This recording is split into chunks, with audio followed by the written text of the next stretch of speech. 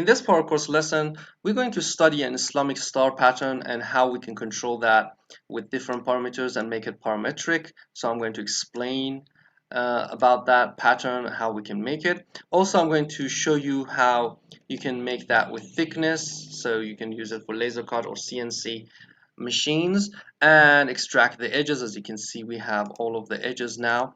And also, I'm going to put the articles in the example files so you can see the polygons in contact, the article which is related to the Islamic star patterns, and understand how you can use the polygons to produce different patterns.